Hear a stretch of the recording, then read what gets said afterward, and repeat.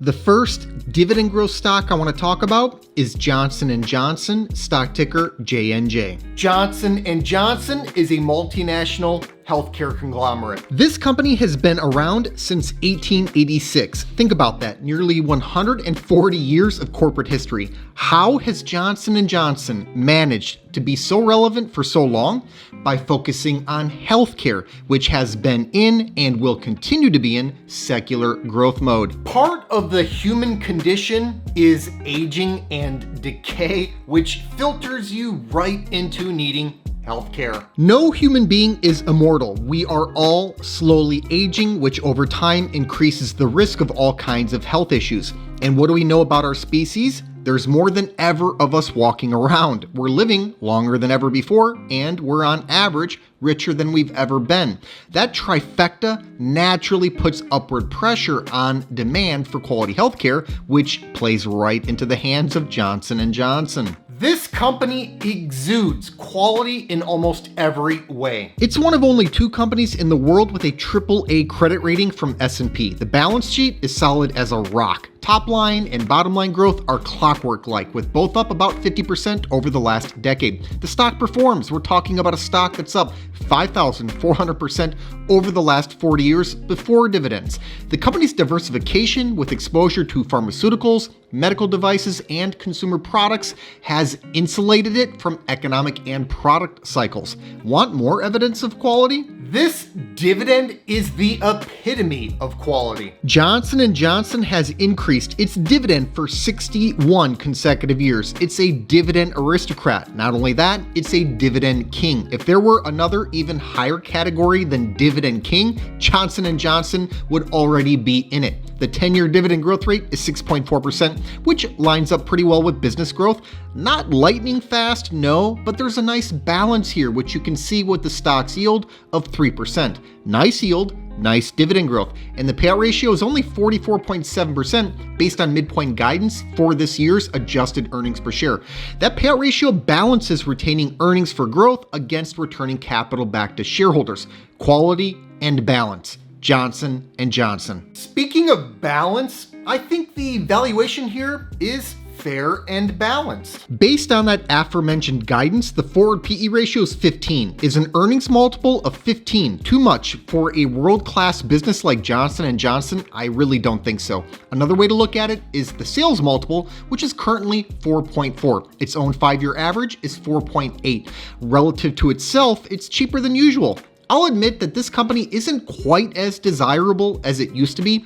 Growth over the last few years has been underwhelming, and litigation has been a thorny issue. But the three main businesses within Johnson & Johnson are world-class operations. It's been a winner for decades, and I don't see that changing drastically moving forward. The second dividend growth stock that I want to highlight is PepsiCo Inc., stock ticker PEP. PepsiCo is a multinational food, snack, and beverage company. We've all got to eat, right? But there's more to it than basic necessity. We want to enjoy our food and beverages. That's where PepsiCo comes in, which provides some of the most popular and in-demand beverages and snacks in the world. Are human beings going to suddenly stop wanting to eat snacks tomorrow, a year from now, or 10 years from now? Highly, highly unlikely. PepsiCo owns some of the world's most iconic brands. Pepsi, Gatorade, Doritos, and Lay's are but a few. In total, PepsiCo has 23 different billion-dollar brands or brands that do more than $1 billion in sales per year.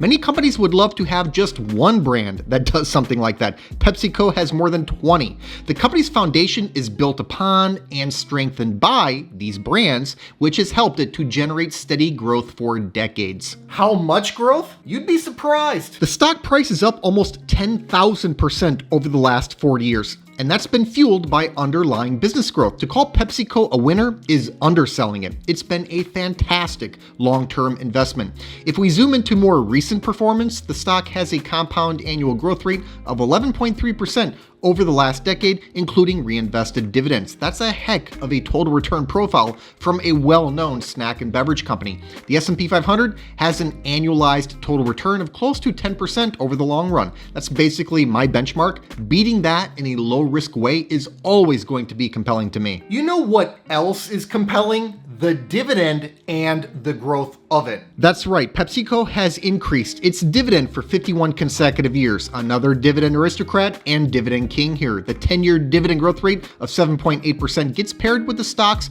2.8% yield. So you get a market-beating yield and you get inflation-beating dividend growth. Furthermore, this is just a great balance between yield and growth. Assuming a static valuation, the sum of yield and growth should get you to your annualized total return. Indeed, this sum of 10.6 lines up pretty nicely with the stock's actual 10-year compound annual growth rate.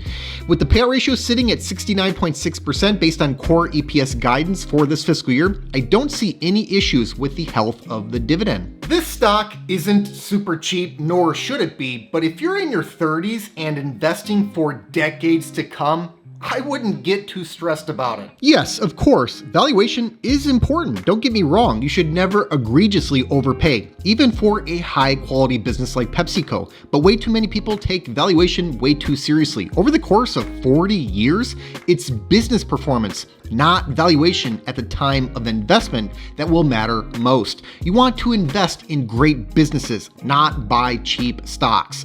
The forward PE ratio, using that aforementioned guidance, is 25.4. I don't think that's egregious for a business like PepsiCo. Its price-to-sales ratio of 2.9 is barely ahead of its own 5-year average of 2.8. A pullback would be nice. However, buying the stock at 5% lower than this level will effectively be meaningless 40 years from now. PepsiCo should definitely be considered right here, right now, for long-term dividend growth investors.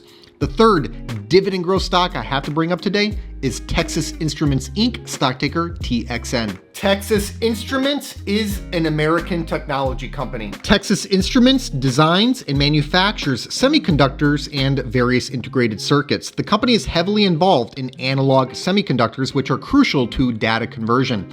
Analog sensors measure things like temperature, sound, and movement. Many modern-day devices like smartphones don't really operate without analog sensors. The world is becoming more digital, more technological, and more reliant on semiconductors of all kinds. If you're in your 30s, you want to be invested in secular trends that have decades of runway ahead. I already discussed healthcare and food. The world will almost certainly not be demanding less of either 40 years from now.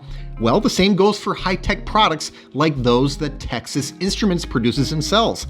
This is a story that's been playing out for decades already, and I think it's just getting started. This story has a long way to go, and what a beautiful story it is. If you tend to buy high-yield junk stocks that perform terribly over the long term, you might want to look away, because Texas Instruments is the opposite of that.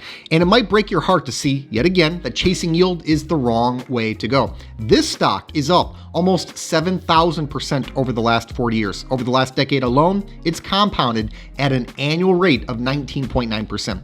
Using the rule of 72, that doubles your money every 3.5 years. It's a monster.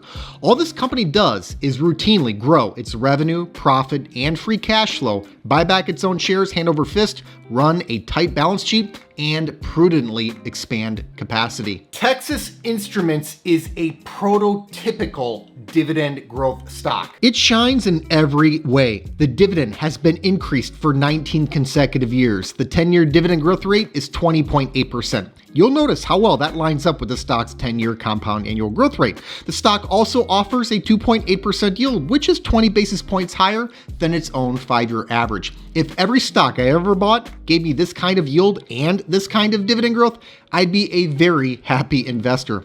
More recent dividend raises have been a bit modest, but that's mostly because of the capex cycle. Texas Instruments is expanding for the next decade or two of growth. Music to the ears of a younger dividend growth investor. The payout ratio of 55.7% gives the company plenty of dividend headroom during this cycle. This stock is almost never cheap, but right now, the valuation is about as reasonable as it ever gets. Its own 5-year average price earnings ratio is 22.8. So you can see how it's usually in that elevated zone. Right now though, the PE ratio is 20.1. Why?